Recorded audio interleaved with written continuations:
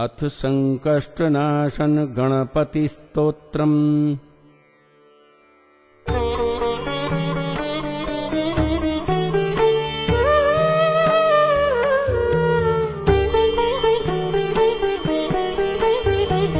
ॐ ॐ ओंकाररूपम् ग्रहमिति च परम् यत्स्वरूपं तुरीयम् त्रैगुण्यातीतनीलम्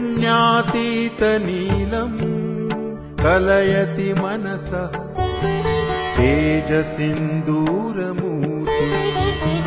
योगीन्द्रैर्ब्रह्मरन्ध्रैः सकलगुणमयम् श्रीहरेन्द्रेण सङ्गम् गङ्गं गङ्गं गणेशं गजमुखमभितो व्यापकं चिन्तयन्ति वं वं वं विघ्नराजं भजति निजभुजे दक्षिणे न्यस्तशुण्डम् क्रं क्रं क्रं क्रोधमुद्रा दलितरिपुबलम् कल्पवृक्षस्य मूले।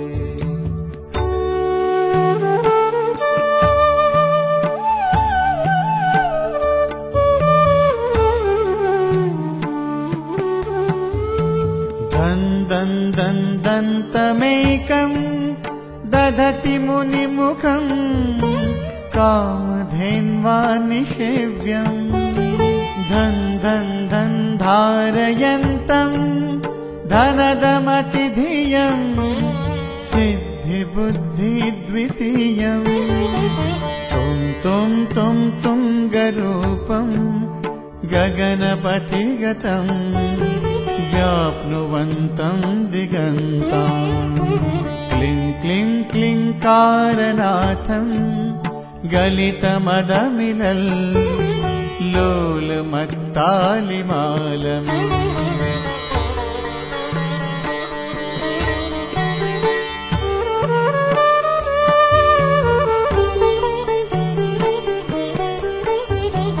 ह्रीं ह्रीं ह्रींकारपिङ्गम् सकलमुनिवरम् ध्येयमुण्डं च शुण्डम् श्रीं श्रीं श्रीं श्रीं श्रयन्तम् निखिलनिधिकुलम् नौमि हेरम्बबिम्बम् लौं लौं लौंकारमाद्यम् प्रणवमिव पदम् मन्त्रमुक्तावलीना शुद्धं विघ्नेशबीजम् शशिकरसदृशम् योगिनां ध्यानगम्यम्।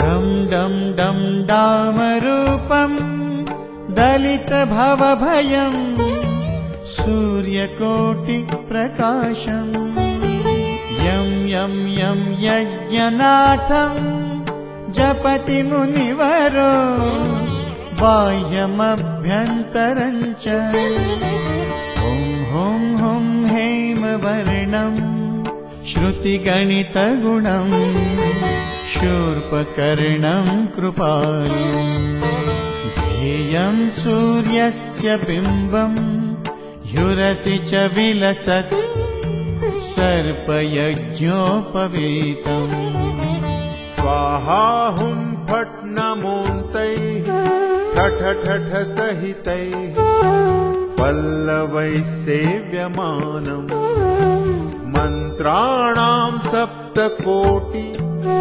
प्रगुणितमहिमा धारमीशं प्रपद्ये।